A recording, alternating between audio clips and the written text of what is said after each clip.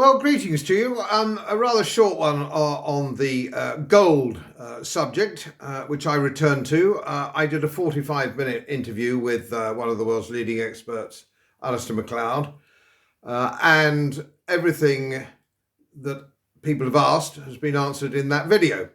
In fact, all the answers you can find in some depth are on the website.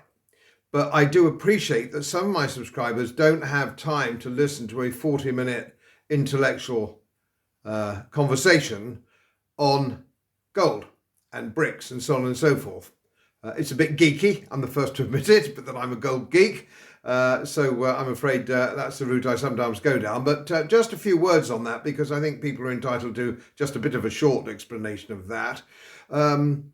And it also answers a question which is asked me on many occasions. Oh, it's all very well, but how do I buy the groceries with a gold sovereign or some such? And I understand that, but in order to understand gold, that's the wrong question. Nobody is suggesting that you're going to buy your groceries with gold sovereigns, or indeed BRICS are the new currency that BRICS are bringing forward is going to be based on gold coins. What is the suggestion and what is almost certainly going to happen, and if you want to trail down on it, audit down on it, you'll see my conversation with Alistair MacLeod explains it in some depth, or rather he explains it in some depth, is going to be quite different. There's going to be a gold reserve, and this is what I've been trying to tell people for some time. What you need is a gold reserve to protect the wealth of you and your family. A gold reserve, that's where your gold sovereigns or gold Britannias come in. That's where you need them as a reserve. You will always, I would imagine, go on from day to day buying your groceries on whatever means of currency there is at the time. Whether that's paper notes today or whether it's digital, whatever it happens to be, you will go on buying your groceries in that form. But if you want wealth protection, you will hold gold as a reserve. That's the position, and that's what's going to happen to the BRICS countries. So if you live in Brazil or South Africa or wherever it is, or Russia, you will still deal in the currency of the day. But the gold reserve is for international trade, and in the same way, it's protection of your wealth for your family from this generation to the next. I hope that makes it clear, but as I say, the website, it is now the most comprehensive in Britain. Everything is there that you need, but it does bear you putting aside a little bit of time if you possibly can. So that's where we are. Good luck with it, and just remember that it's dynamic.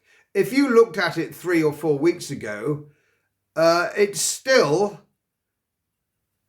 being added to all the time. So it's dynamic. There's new stuff coming on all the time. And 1 or 2 people said, oh, just a minute, I bought it a few months ago and it doesn't seem to be doing so well. If you're a sterling investor, that's more to do with the pound, the movement of sterling than anything else. Don't forget, gold doesn't go up or down. Currencies move up or down against it. And you might have bought it when sterling was only perhaps at 110 to the dollar, and it stands today on around about 130. It's movement of sterling, and unusually the sterling movement was up against the dollar.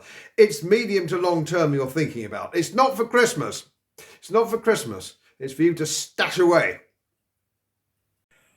As most of you know, my work is very heavily independently research based. And I get my information from all over the world. It would help if you press the subscribe button and the little bell next to it, because the more subscribers I have, the more likely it is that international independent research institutes will share their material with me.